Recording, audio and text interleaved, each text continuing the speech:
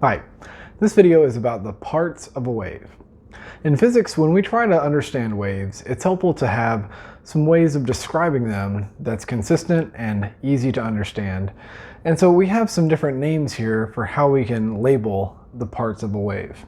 The first is the wavelength, and this is really just the length of one wave. How long is it? And the technical definition would be the distance between consecutive repeated points. Consecutive means one point comes after the other. So to measure the wavelength, we could take the distance between the peak right here and the next repeated peak, and we can call that the wavelength. So that would be labeled wavelength. And you might notice this little symbol here, it's the Greek letter lambda. And that's the symbol we use for wavelength. It's the Greek letter L, so think length, L. It's the wavelength, lambda. Now, wavelength could also be measured between any two consecutive repeated points. So it could be from one peak to the next peak. It could be one of the low points to the next low point.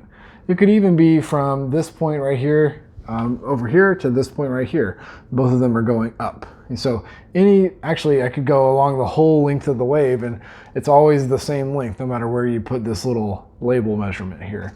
But it's probably easiest to measure just from one peak to the next peak in most cases. Now, another common way to measure a wave is its amplitude. And for a wave, the amplitude is the maximum displacement from equilibrium. Instead of measuring horizontally, now we're going to turn it vertically, but there's a temptation to measure from the bottom of one crest or one wave to the top of another. And so that's not what amplitude is. Amplitude is the maximum displacement from equilibrium. And so that would be from this middle line up to the maximum distance up here. This would be the amplitude. It's always from that equilibrium line. This line in the middle represents where the wave would be if there was no disturbance. So amplitude also could be measured right here as well. It doesn't matter which way, it's just how far you are from the equilibrium line. Lastly, we have two other names here, two other measurements, and that is the crest and the trough.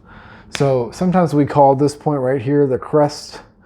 It's the point where the wave is at a maximum positive displacement, and then a trough would be the point where the wave is at a maximum negative displacement. But these are four of the common ways that we label parts of a wave. So that's all I've got for you in this video. Remember, humility is not thinking less of yourself, it's thinking of yourself less.